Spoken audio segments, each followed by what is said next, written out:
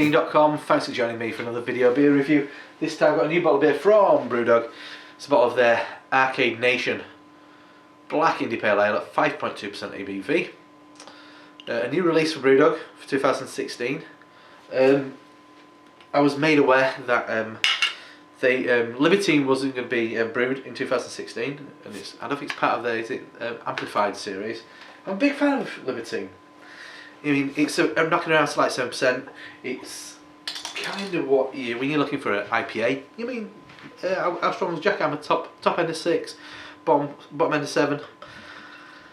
And I'm a big fan. I've always been a big fan of Libertine. So this has kind of filled that gap for the time being, shall we say. From all accounts, I think there's a lot of commonality between this and the B-side Black IPA they had in their bars, and also the prototype IPA that was part of their prototype series, which is back end of 2015. That was only hopped with Simcoe, but this has got a few more bits in. I think Citra, Simcoe, and maybe Columbus. It doesn't say on the label. They usually do, but it doesn't say on the label. But yeah, so big thanks to the guys at BrewDog for sending me a couple of bottles of this to take a look at. I'll be up front. I didn't mind the one what was in the bars, but I didn't really like the prototype. I did do a video, but I thought, oh, I'm getting sent this, so it's pointless me doing both. It's very similar beers.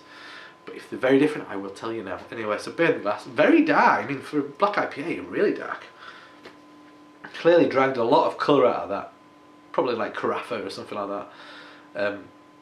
For when you essentially sparge, that's what I'm telling you, sparge the dark malts. The head, it's just a tinchy kind of a nice little kind of like slightly creamy looking beige head. So let's give it a swirl and sniff. Check out the aroma. All right. There's like a really burnt acidic note. Slightly rubbery. I mean, I've been told that's often to do with if you've got like Nelson Sauvin, which is really fresh. But I think this is coming from a combination of quite assertive American hops and the acidity of dark malts. Not in a bad way though at all. Which brings, for me, something that reminds me of like bilberries and blueberries and blackcurrant. I think the edges, the fruity edges, what previously would have been on the hops have been knocked off, and so you're not getting the kind of grapefruit and stuff like that.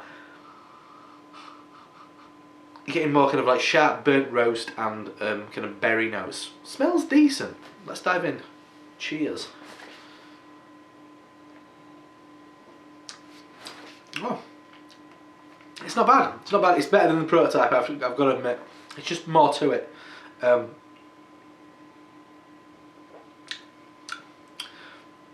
First up, kind of something that reminds me of burnt toast, and then you get a little bit of hop kick, which is a little bit of grapefruit, but once again those kind of more jammy, kind of berry notes.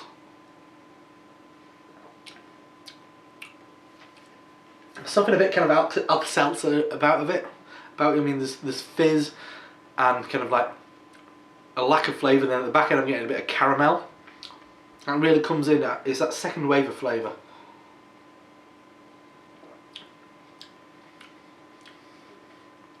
Yeah, comes in there. Caramel, dark chocolate covered caramel. At the back end, once again, this kind of minerality. I mean, it's like Alka-Seltzer, but it's not a bad thing. There's more malt flavour to this. There's a blackcurrant thing running through it as well.